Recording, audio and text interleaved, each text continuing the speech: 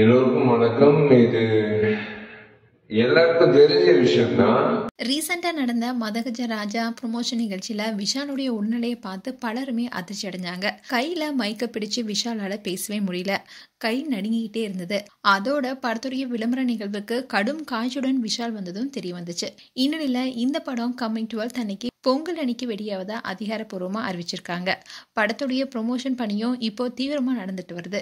சென்னையில ரீசெண்டா நடைபெற்ற ப்ரொமோஷன் நிகழ்ச்சியில படத்துல நடிச்ச பல திரைப்பிரபலங்களும் கலந்துக்கிட்டாங்க. சுந்தர் சி, விஜய் ஆண்டனி, விஷால், குஷ்புன்னு பலரும் கலந்துக்கிட்டாங்க. இந்த நிகழ்ச்சியில விஷாலுடைய தோற்றமே ரசிகர்களுக்கு பெரிய அதிர்ச்சி தான் கொடுத்தது. அதை தொடர்ந்து பேசிய விஷால் குரல் நடுக்கத்துடனோ பேச்சில் தடுமாற்றமோ அண்ட் கையில மைக்க நடுக்கத்துடன் பிடிச்சிட்டே பேசினாரு. இதை பார்த்து பலருமே அதிர்ச்சி அடைஞ்சாங்க. இந்த வீடியோ கூட சோஷியல் மீடியால வைரலானுச்சு. இதை பார்த்த பலரும் விஷால் மேல இருக்கிற அக்கறையில சீக்கிரமா குணமாகி வாங்கன்னு சொன்னாங்க.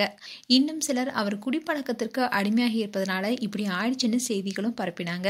இதை தொடர்ந்து விஷால் தரப்புல இருந்து இதுக்கு விளக்கம் கொடுத்திருக்காங்க.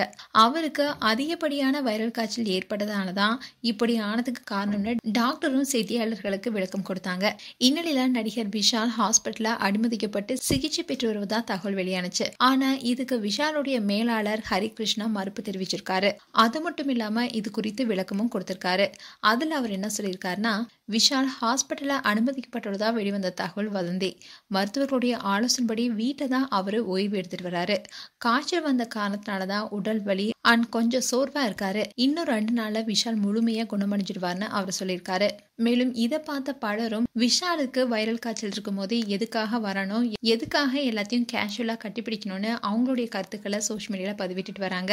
மேலும் விஷால் குறித்து உங்களுடைய கருத்துக்களை கமெண்ட் செக்ஷன்ல சொல்லுங்க. இது போன்ற வீடியோஸை பார்க்க நியூஸ் தமிழ் கிளிட்ஸ் சேனலை சப்ஸ்கிரைப் பண்ணுங்க. மறக்காம நோட்டிபிகேஷன் பட்டனை கிளிக் பண்ணுங்க.